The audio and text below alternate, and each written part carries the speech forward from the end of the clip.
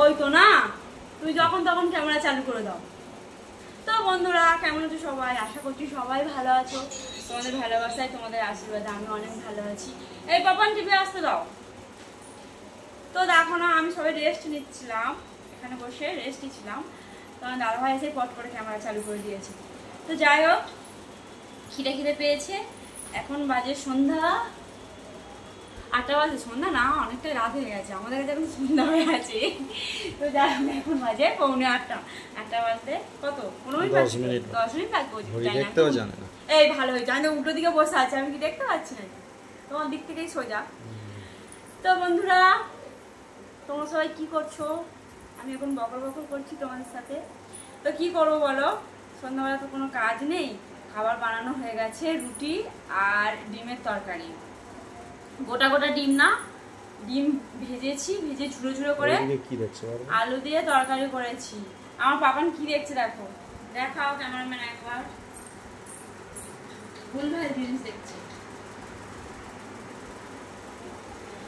তো বসে আছি ওর সঙ্গে, আমিও পাগলের মতন সব দেখতে হচ্ছে। আমার কি করবো বলো, ভালো না লাগলেও দেখতে হয় ওর জন্য।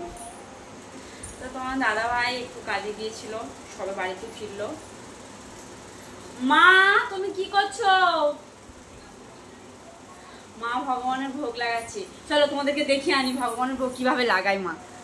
মা আমি যাচ্ছি। মা এই যে দেখো, হাততালি দিয়ে ঢুকতে হবে নাকি? এই যে দেখো আমার ভগবানকে, তোমরা একবার দেখো শুধু।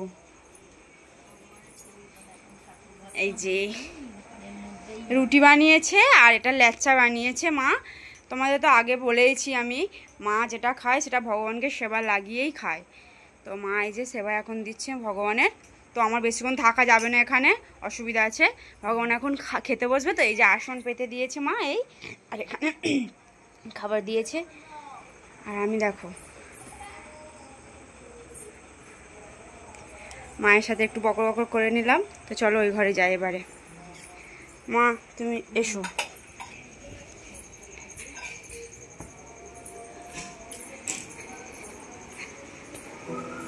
তো ক্যামেরাম্যান, ক্যামেরাটা প্লিজ আমার দিকে একটুখানি ধরো, ফোনটা ধরো। তো বন্ধুরা সবাই ভালো আছো? আমার সোনা বন্ধুরা সবাই ভালো আছে তো? আমি কিন্তু ভীষণ ভালো আছি, সেটা তোমার দেখেই বুঝতে পারছো। যাই হোক দেখো, আজকে আমার একটা নতুন লুক। তোমার দাদাভাই একটা ট্যাক্স স্যুট পরে নিয়েছি। তোমার দাদাভাই একটা ট্যাক্স স্যুট পরে নিয়েছে। এটা আমারই টপ, এটা অনলাইনে আমি অর্ডার দিয়েছিলাম। মোটামুটি খুব খারাপ না, খুব ভালোও না। আর যেটা বলছিলাম, কি করে ভাইরাল হওয়া যায় বলো তো? খুব চাপের মধ্যে আছি আমি, বিশ্বাস করো।